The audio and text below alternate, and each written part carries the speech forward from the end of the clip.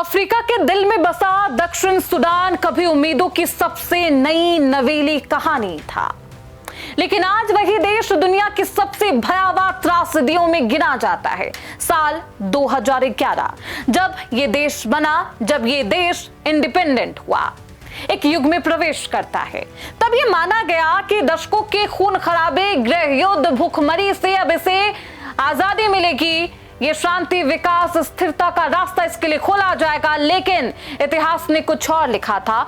महज 1.5 दशक के भीतर ये देश ऐसी अंधेरी खाई में गिरा जहां इंसानी जान की कीमत 2 वक्त की रोटी है, या फिर मैं यूं कहूं उससे भी कम है।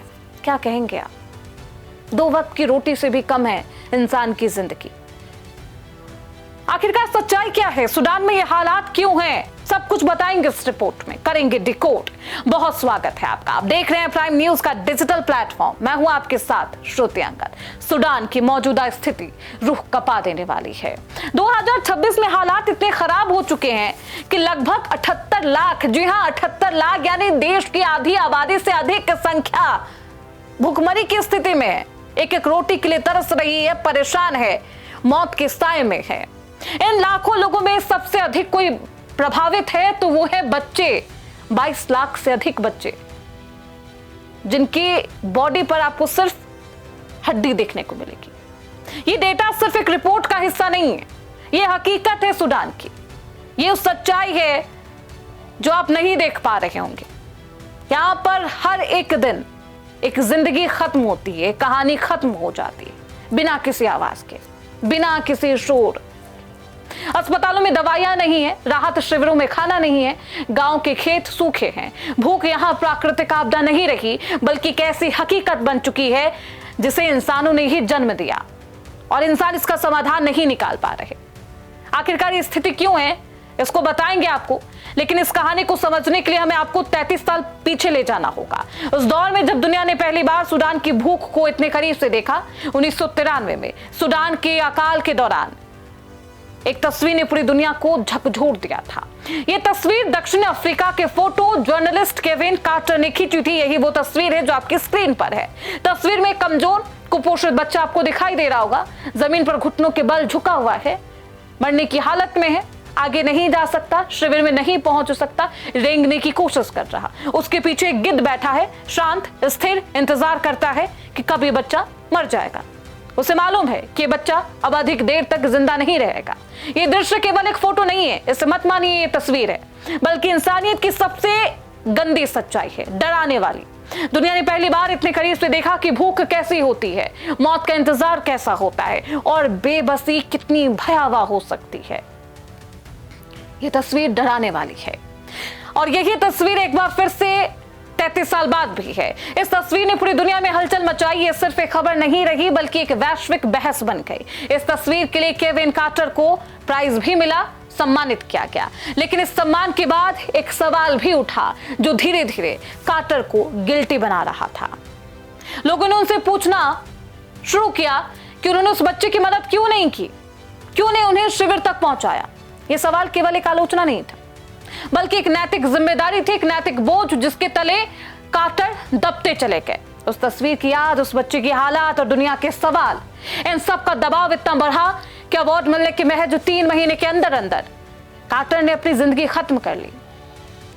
और वो बताते हैं कि वो उनकी जिंदगी खुशहाल तो है, लेकिन वो खुश नहीं, वो निराश है, परेशान है। और ऐसे सूडान में अब कई गिद्ध हैं जो आपको इन तस्वीरों में नजर आ रहे होंगे, कई गिद्ध। अब हम जब 2026 में हैं और पीछे देखेंगे तो सवाल यही उठता है कि क्या इन 33 सालों में कुछ बदला है? जवाब है बहुत कम, या फिर ना के बराबर। आज भी सूडान में वही भूख है, वही बेबसी है, वही मौत का सन्नाटा है। फर्क सिर्फ इतना है कि अब गिद्ध का रूप बदल चुका है।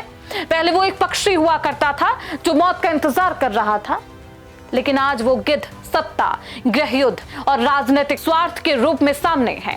देश के अंदर सत्ता संघर्ष ने हालात को और भी बदतर बना दिया। राष्ट्रपति साल्वा किर मायार्डिट और उनके राजनीतिक प्रतिद्वंदी रेक के बीच चल रही खींचतान ने देश को बार बार हिंसा की आग में झोंका। साल 2013 में शुरू हुआ गृह युद्ध आज भी पूरी तरह खत्म नहीं है। और इसका असर क्या हुआ? इसका असर आम जिंदगी पर, आम लोगों पर जो त्रस्त हैं, परेशान हैं और सोचते हैं ये भूखे पेट से अच्छा है कि आप शमशान में लेटे हो। खेतों को जला दिया गया है, सूडान में ये हालत है। फसलें नष्ट हैं, अब खेत नहीं तो फसल कहां से उगाई जाएगी। और भोजन को एक हथियार माना गया है, राजनीतिक हथियार।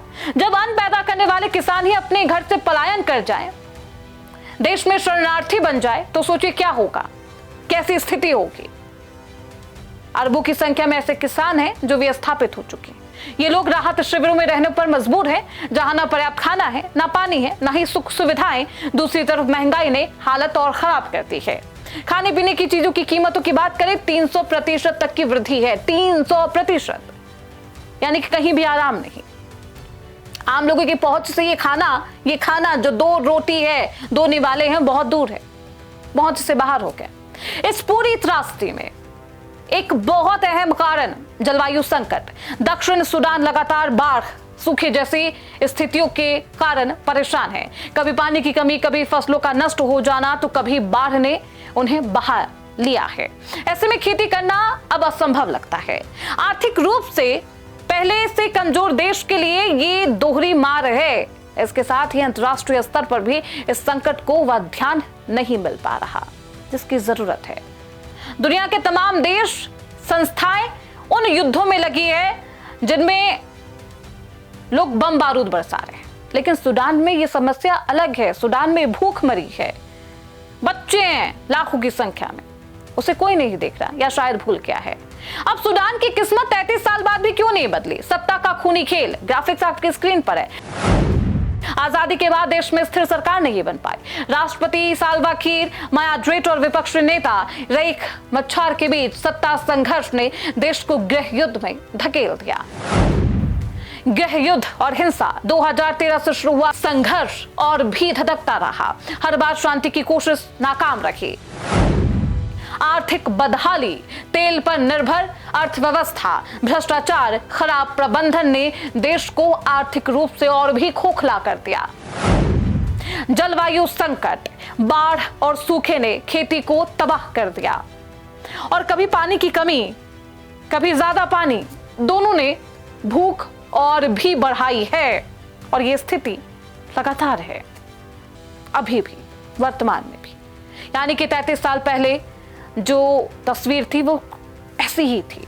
भूखमरी की इस त्रासदी की गंभीरता को और स्पष्ट करते हैं, अनुमान करते हैं कि अगर हालात ऐसे नहीं सुधरे तो आने वाले समय में लगभग 2 करोड़ 30 लाख बच्चे और नई माताएं केवल भूख और कुपोषण के कारण अपनी जान गंवा सकती है। पिछले 1 दशक में लाखों लोग भूख की वजह से और बीमारियों की वजह से मर चुके हैं। हर साल हजारों बच्चे कुपोषण की वजह से मर जाते हैं, उनकी जान चली जाती है और ये सिलसिला थमता नजर नहीं आ रहा। ग्राफिक्स के माध्यम से समझाते हैं आपको उम्मीद क्या है, आखिरकार ये सिलसिला कैसे रुक सकता है, क्या करना जरूरी है।